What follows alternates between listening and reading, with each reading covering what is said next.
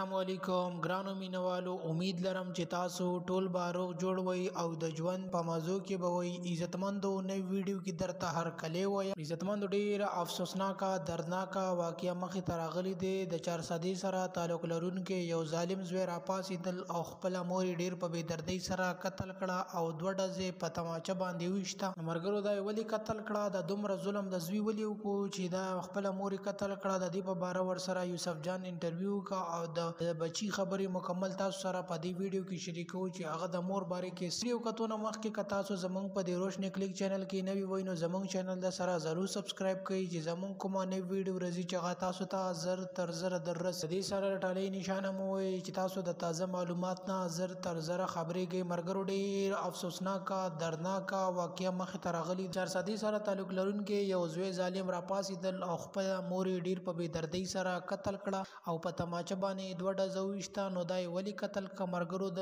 یوسف جان ور سره انټرویو کوله او د زوی ډیر زیات وجړل او دا خبره کوله چې زمزه د کور نه بار تللی ما سامان پسې زما مشر خور رغلی چې دغه په وجه چې کله ما سامان کور ته راوړل نو زه چې کله کور ته رادن نشم دلته کور کې ډیر زیات شور او زما د خزي او د مور خپل کې جګړه وا چې دغه په وجه باندې بیا ما مور ته وی چې دا څه وجه ده. نو هغه ما ته هیڅ قسمه خبره ونه کا او بیا ما خزه ته نو چې کله زه کوټې ته نه وتم زما خزه ما ته وی چې زه درنه د پلار کرزم چې داغي په وجه باندې بیا ما خزه وهله او چې کله مې مور راغله نو ما مور باندې ډاز نه کولو بلکې ما هوایی ډاز کولو. داغي په وجه باندې ما نه لاس خطا شو او ما مور په تماچه باندې وشت. یقینا چې ډیر زیات خفایم او ما ډیر غټه ګناه کړې ده ځکه چې ما مور قتل کړې ده. خو چونکې ما خپل مور نه بلکې ما هوایی فایرینګ کولو چې د لانجه ختم شي. خو د دې په وجه باندې زما مور ولګي. لرم چې مینوالو دا د یوسف جان دغه الګ خبرې وی چې کوم مور قتل. امید لرم چې تاسو به زموږ معلوماتي ویډیو ضرور خوښ شي.